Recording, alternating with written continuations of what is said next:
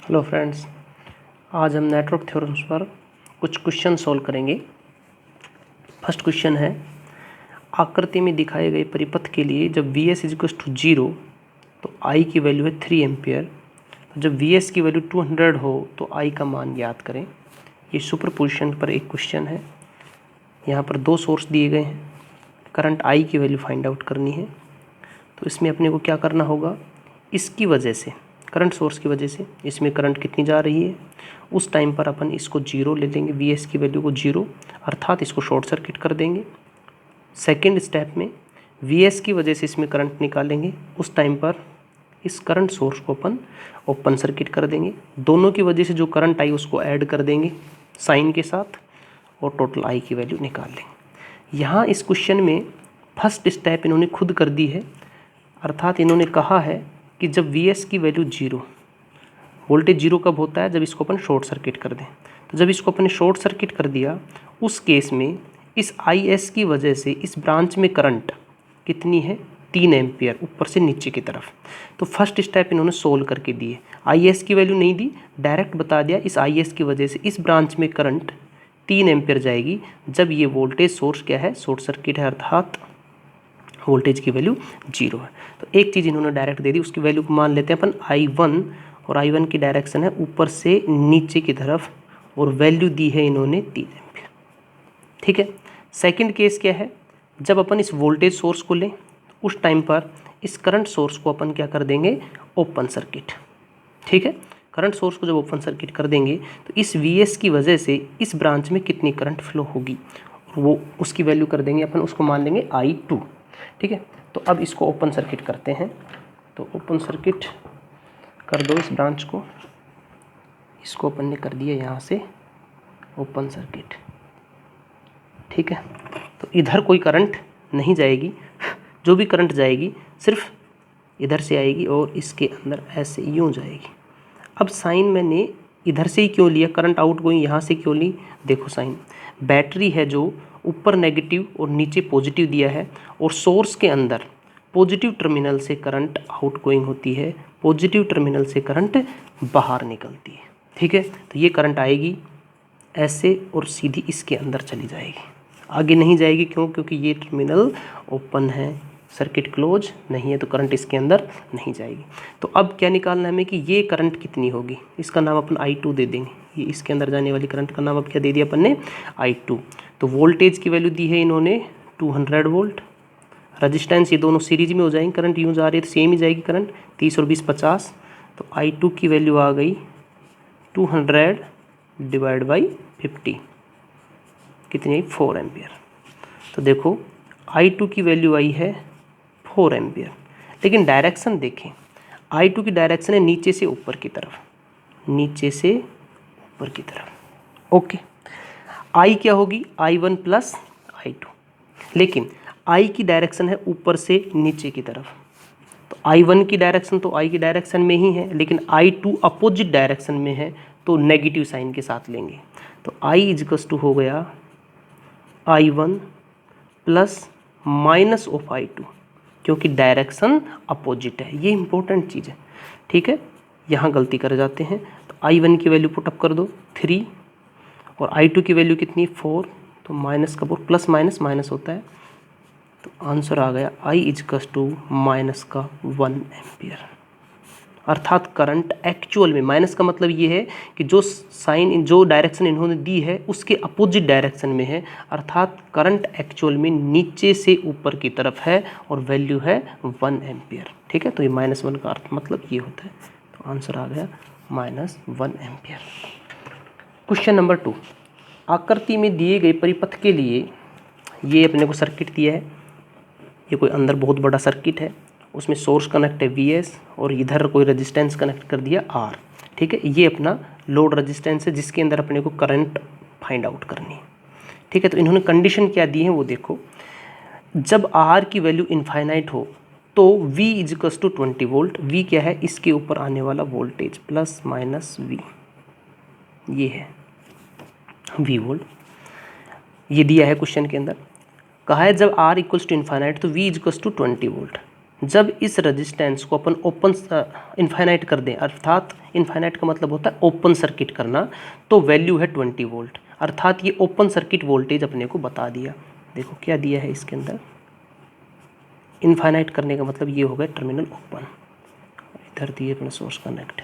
तो इन्होंने कहा है जब रेजिस्टेंस इनफाइनाइट है तो इन दोनों टर्मिनलों के बीच में वोल्टेज जो है उसको VOC कहेंगे और उसकी वैल्यू होगी 20 वोल्ट, ये दे दिया।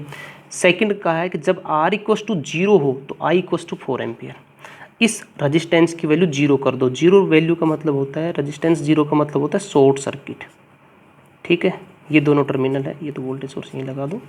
इन दोनों टर्मिनल को क्या कर दिया अपन ने, शॉर्ट सर्किट कर दिया। रेजिस्टेंस 0 का मतलब होता है शॉर्ट सर्किट करना, तो इस शॉर्ट सर्किट करंट की वैल्यू दी है ISC जिसको अपन कहते हैं, उसकी वैल्यू दी है 4 एम्पियर। यदि VOC दे दें, ISC दे दें, तो अपन R इक्विवेलेंट की वैल्यू निकाल सकते हैं। लास्ट लेक्चर में मैंने बताया था VOC upon ISC, R equivalent is equals to VOC upon ISC। तो VOC की वैल्यू दी हुई है 20, ISC की वैल्यू दी है 4, 4 5 20, 5 ओम, ये निकल के आ गया R इक्विवेलेंट। अब अपन इस क्वेश्चन को नॉर्टन से भी कर सकते हैं या फिर थेवेनिन से कर सकते हैं। क्वेश्चन में कहा है कि जब R की वैल्यू 5 ओम हो तो बताओ इसमें से कितनी करंट पास होगी, ठीक है, ओके। तो RL की वैल्यू कितनी दे दी इन्होंने, 5 ओम, और अपने R इक्विवेलेंट की वैल्यू कितनी निकल के आई है, यहाँ देखो R इक्विवेलेंट की वैल्यू भी 5 ओम। तो अपन थेवेनिन से कर लेते हैं। थेवेनिन का मॉडल ये है, ये बैटरी हो गई, ये मॉडल है। यहाँ तक का हमने सोल्व कर लिया है। VOC की वैल्यू डायरेक्ट इन्होंने दी है 20, ओपन सर्किट वोल्टेज, जब R की वैल्यू इनफाइनाइट है तो ओपन सर्किट हो गया, उस टाइम पर वोल्टेज 20 वोल्ट।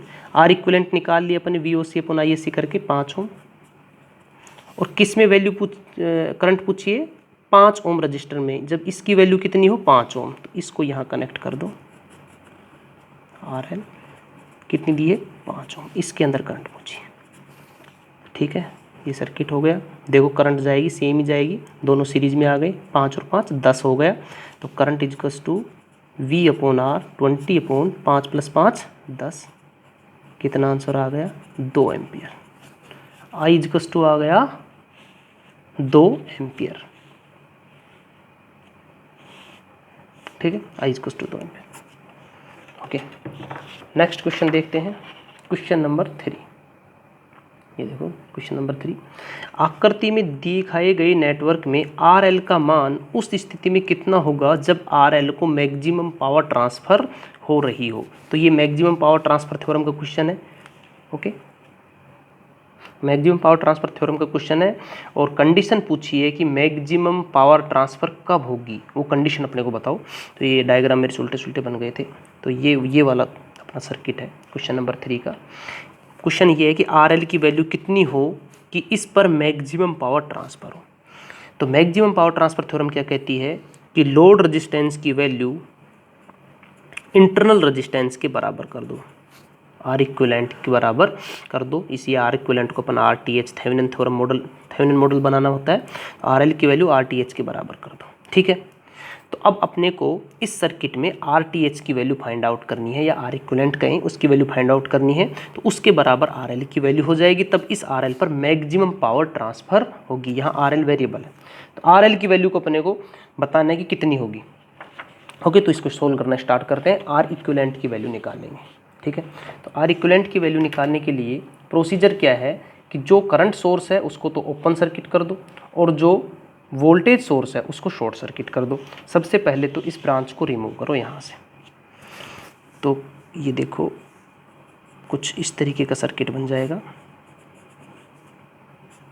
इनको तो ओपन कर देंगे, टर्मिनल का नाम दे देंगे A और B। थेवेनिन में सबसे पहले जिस ब्रांच में करंट या कुछ भी पूछ रहे हैं उसको रिमूव कर देते हैं। तो इस लोड रेजिस्टेंस को रिमूव कर दिया हमने यहाँ से।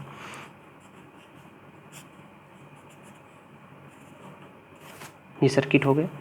अब यहाँ करंट सोर्स जुड़ा हुआ है, तो करंट सोर्स क्या कर देते हैं अपन, ओपन। तो ये हो गया ओपन, ठीक है। अब यहाँ से हमें देखना है कि R इक्विवेलेंट क्या होगा। तो एक करंट फ्लो करा दो, करंट कुछ इधर गई और कुछ इधर गई, अर्थात ये दोनों पैरेलल में आने वाले हैं। ये करंट गई, ये सेम ही करंट इधर तो कुछ जाएगी नहीं, ये सेम ही करंट इस ब्रांच में ही, अर्थात ये दोनों रजिस्टर सेम करंट जिसमें जा रही है वो सीरीज में होते हैं। 10 ओम और 5 ओम दोनों किस में है, सीरीज के अंदर है, ओके। यहाँ करंट कुछ गई, वो करंट 6 ओम में, और सेम ही करंट गई 4 ओम में। तो ये दोनों आपस में किस में हो गए, सीरीज में। तो 10 और 5 सीरीज में है, 6 और 4 सीरीज में। तो पहले इनको सीरीज कॉम्बिनेशन देख लेते हैं।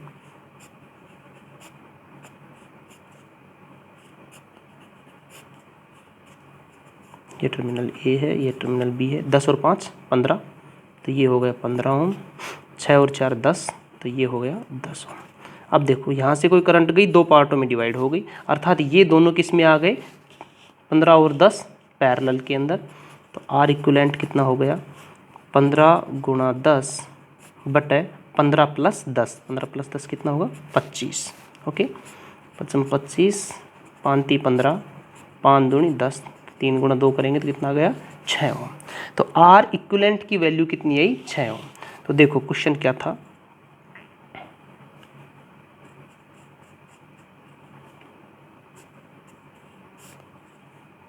ये थेवेनिन मॉडल है।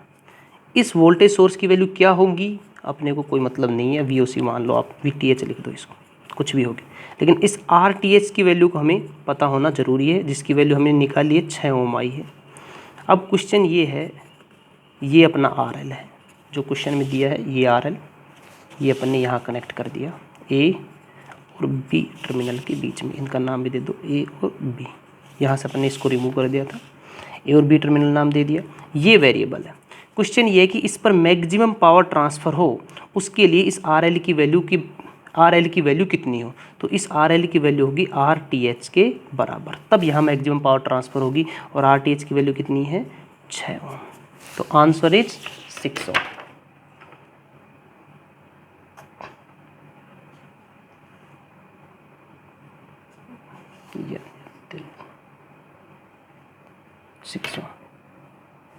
Answer is 6 ohm. Okay, next question देखो, आकृति में दिखाए गए परिपथ में आई कितनी होगी।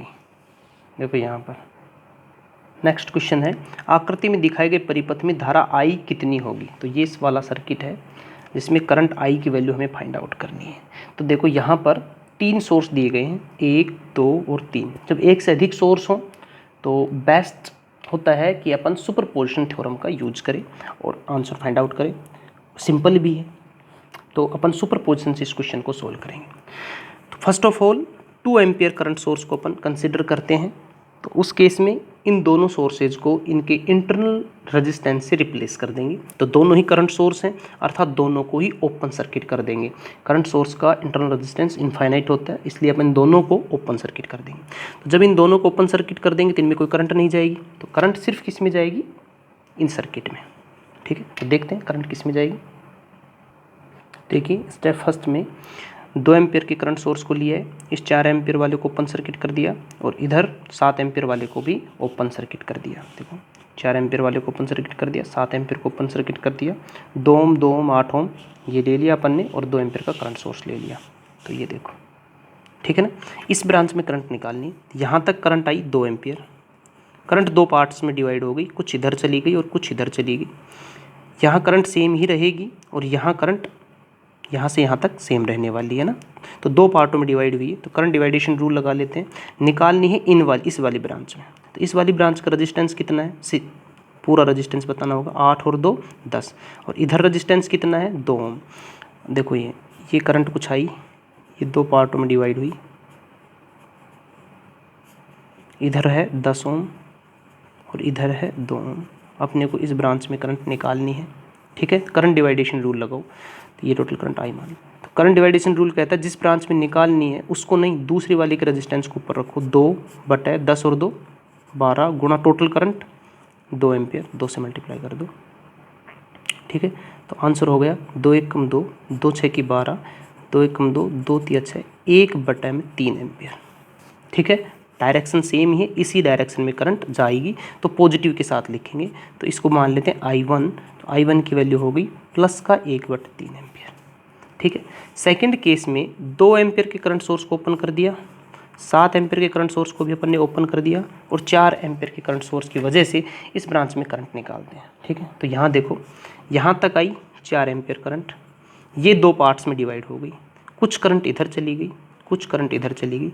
ये वाली करंट देखो इधर तो जा नहीं सकती, यहाँ तक आई, इधर नहीं जा सकती, इसमें जाएगी।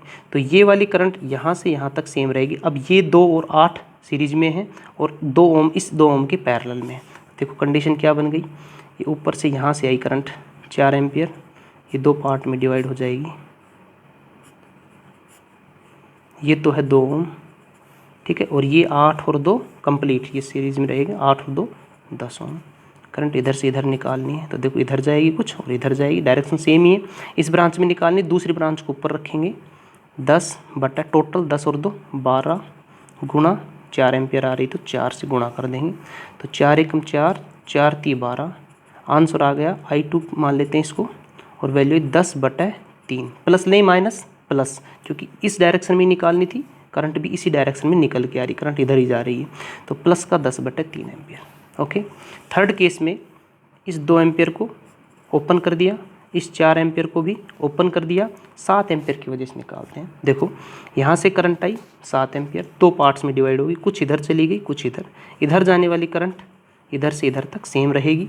तो ये 2 और 2 4 किस में आ गया, सीरीज के अंदर, तो 2 और 2 4 ओम हो गया, और ये 8 ओम। अपने को निकालना किस में, इस ब्रांच में निकालना है।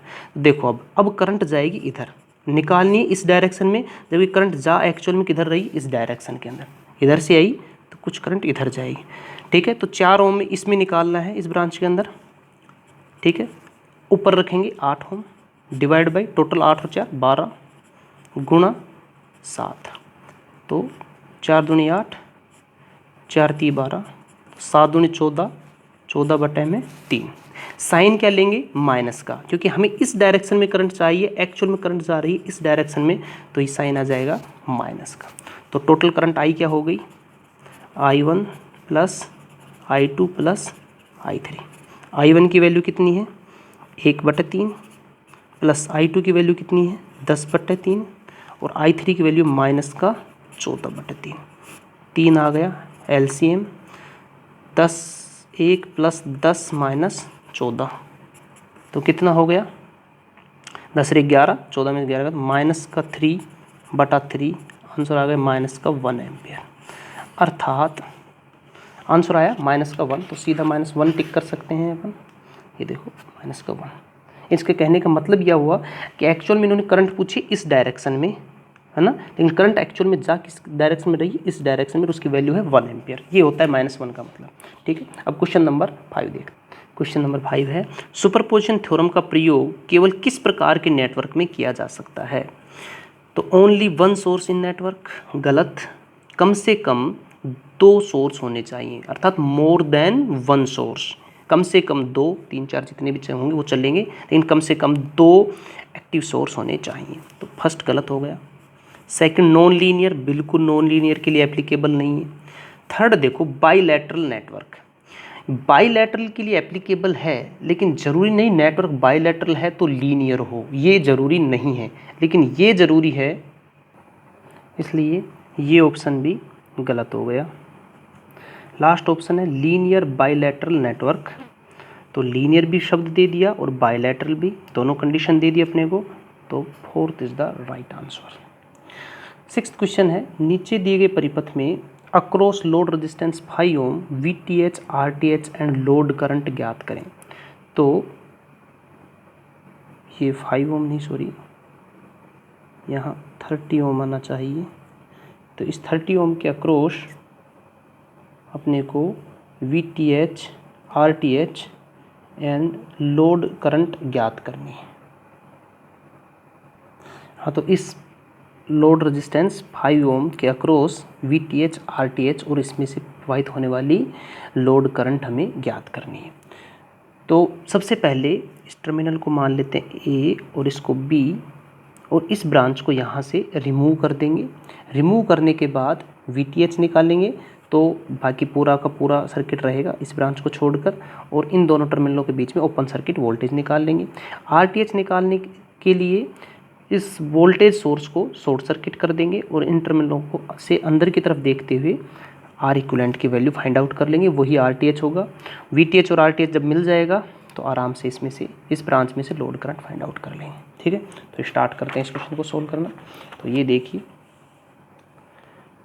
सबसे पहले हमें ज्ञात करना है ओपन सर्किट वोल्टेज ए और बी टर्मिनल के बीच में, इसको OC बोल देंगे और बाद में यही क्या कहलाएगा, VTH।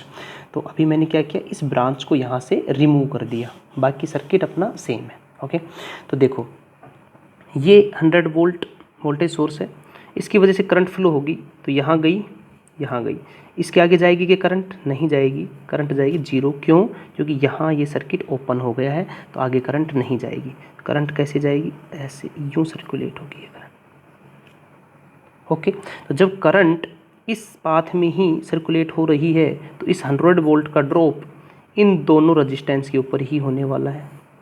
तो इस 30 ओम रजिस्टेंस पर जितना वोल्टेज आएगा वो सेम वोल्टेज हमें यहाँ मिल जाएगा। क्यों? क्योंकि इस रजिस्टेंस में से कोई करंट पास नहीं हो रही है, तो यहाँ पर कोई वोल्टेज का ड्रॉप भी नहीं होगा। तो 30 ओम रजिस्टेंस पर अपने को वोल्टेज निकालना है, तो वोल्टेज डिवाइडेशन रूल लगा दो। जिस रजिस्टेंस पर निकालना है उस रजिस्टेंस की वैल्यू को ऊपर रखो, डिवाइड बाई टोटल, इन दो में डिवाइड हो रहा है, तो इन दोनों का टोटल कितना हो गया, 50 गुणा 100, 50 एकम 50, 50 दूनी 100, तो 30 दूनी 60, आंसर आ गया 60 वोल्ट।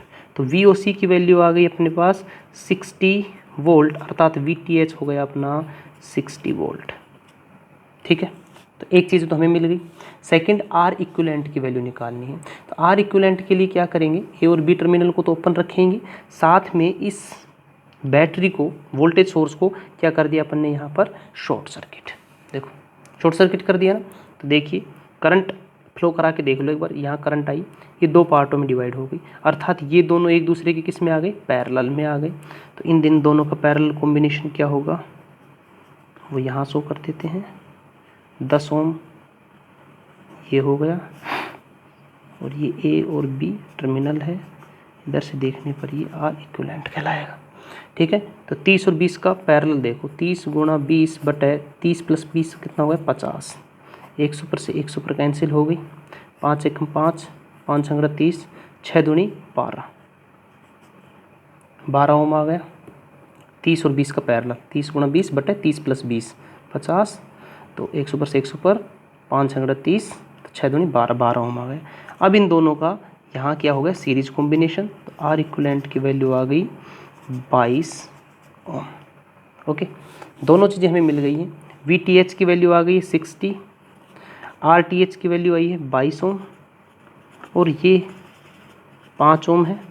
5 ओम रजिस्टेंस में से करंट फाइंड आउट करनी है, तो ये देखो अब ये दोनों सीरीज में आ गए, तो I = आ गया V/R, तो 22 + 5 कितना हो गया, 27, काटेंगे तो आंसर आएगा 2.22 एम्पियर। तो देखो यहाँ हमारे पास VTH, सबसे पहले पूछा इन्होंने VTH, तो VTH की वैल्यू आई थी 60 वोल्ट, VTH की वैल्यू आई 60 वोल्ट, रजिस्टेंस आया है 22 ओम, और करंट की वैल्यू आई 2.22, तो थर्ड इज द आंसर। देखिए क्वेश्चन नंबर 7, आकृति में दिखाए गए परिपथ में R3 का मान ज्ञात करें। देखो ना इस वोल्टेज की वैल्यू दी है हमें, ना इस R1 की वैल्यू दी है, R2 की वैल्यू दी है 100 किलो ओम, इसमें से प्रवाहित होने वाली करंट है 10 मिली एम्पियर। तो हम इस ब्रांच पर वोल्टेज निकाल सकते हैं। पैरेलल में वोल्टेज सेम होता है, जितना वोल्टेज इस ब्रांच पर होगा उतना ही वोल्टेज इस ब्रांच पर होगा।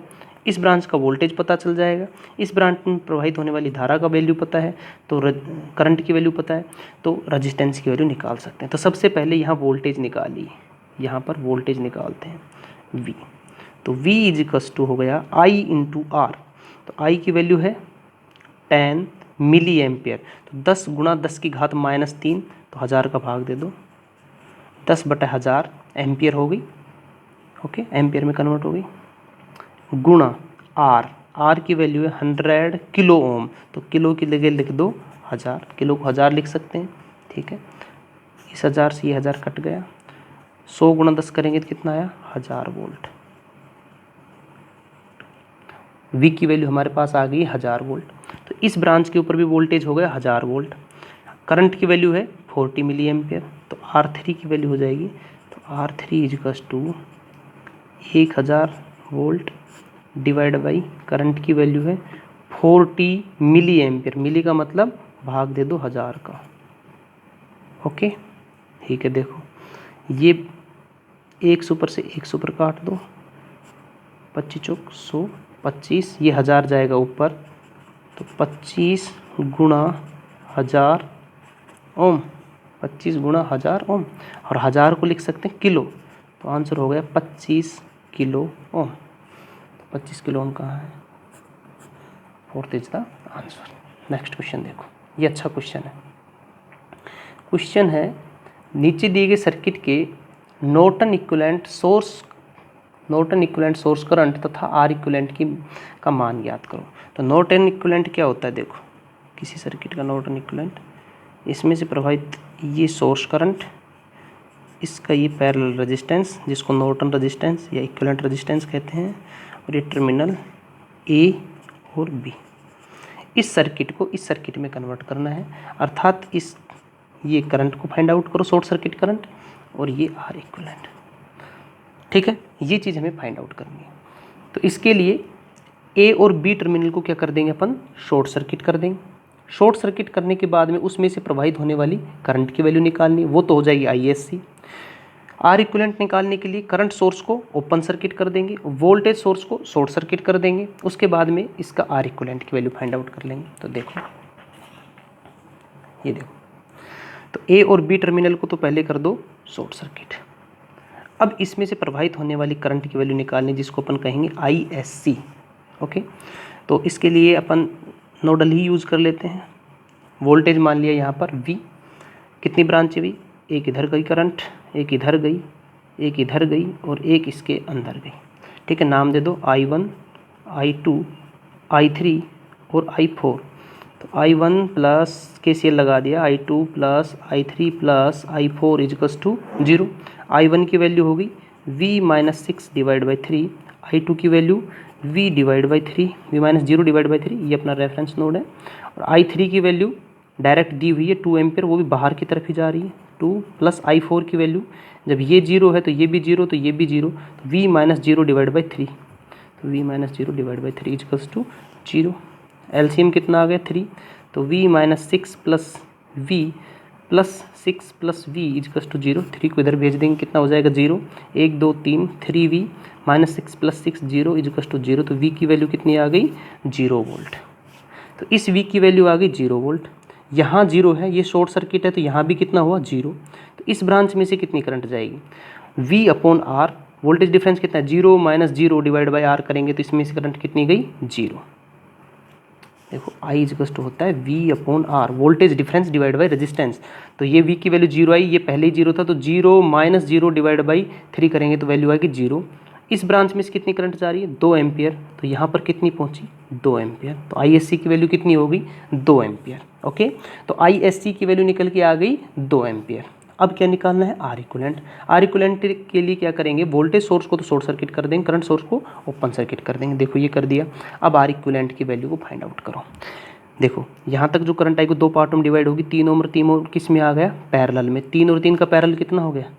3/2, 1.5। ठीक है, अब ये पूरा कॉम्बिनेशन इस 3 ओम के साथ किस में है? सीरीज के अंदर। देखो ऐसे, ये 3 ओम, ये 1.5 ओम आया, और ये है अपना A और B। ये तभी 1.5 निकाला इन दोनों का पैरेलल कॉम्बिनेशन, और ये कितना है? 3 ओम। तब ये दोनों किस में आ गए? सीरीज में। तो कितना आंसर आ गया? आर इक्विवेलेंट की वैल्यू 4.5 ओम। ओके, तो आंसर इज 4.5 ओम। तो ISC की वैल्यू आई कितनी? 2 एम्पियर, और आर इक्विवेलेंट आया 4.5। 2 और 4.5, फर्स्ट इज द आंसर। अब करते हैं क्वेश्चन नंबर 9। ये देखिए, नीचे दी गई परिपथ में इक्विवेलेंट नॉर्टन सर्किट के लिए टर्मिनल A और B के बीच नॉर्टन प्रतिरोध का मान क्या होगा? ये अपने से क्वेश्चन पूछा गया है। तो नॉर्टन प्रतिरोध क्या होता है? वही आर इक्विवेलेंट की वैल्यू को नॉर्टन प्रतिरोध का है। उसके लिए इस वोल्टेज सोर्स को क्या कर देंगे? शॉर्ट सर्किट, और आर इक्विवेलेंट की वैल्यू इधर से अंदर की तरफ देखते हुए आर इक्विवेलेंट की वैल्यू निकाल देंगे। बहुत ही सिंपल क्वेश्चन है, खुद से ही कर लेना चाहिए इसको। तो इसको शॉर्ट कर दिया। देखो, ये 2 ओम, ये 4 ओम और ये 8 ओम, ये दोनों पैरेलल में आ गए, और इनका ये पैरेलल कॉम्बिनेशन इसके साथ किस में आ जाएगा? सीरीज में आ जाएगा। तो इनका पैरेलल कॉम्बिनेशन कितना होगा? 8 × 4/12। और इसके साथ सीरीज में आ जाएगा तो प्लस का 2, 4 एकम 4, 4 × 3 12, तो 8/3 प्लस 2, तो 3 दूनी 6, 8 6 14, 14/3, तो आंसर आ गया 3 चौक 12, 2 बच गए 20, 3 6 18, 3 6 18, 4.66। C is the answer. Last question है नीचे दिए गए सर्किट में प्रतिरोध R का मान ज्ञात कीजिए जिसके लिए लोड रेजिस्टेंस 3 ओम में मैक्सिमम पावर ट्रांसफर हो।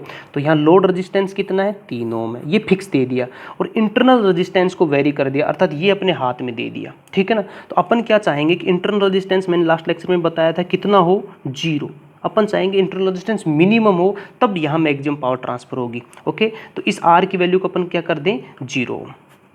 ओके, अब आप कहेंगे मैक्सिमम पावर ट्रांसफर थ्योरम में तो सर आपने बताया था कि लोड रेजिस्टेंस इंटरनल रेजिस्टेंस के बराबर होना चाहिए, लेकिन उस केस में लोड रेजिस्टेंस वेरी था, ये अपने हाथ में था ही नहीं। तो अपने क्या कर सकते हैं, ज़्यादा से ज़्यादा लोड रेजिस्टेंस को वेरी करेंगे, ये तो जितना है वो फिक्स है, इस पर ड्रॉप जो होगा वो तो फिक्स होगा।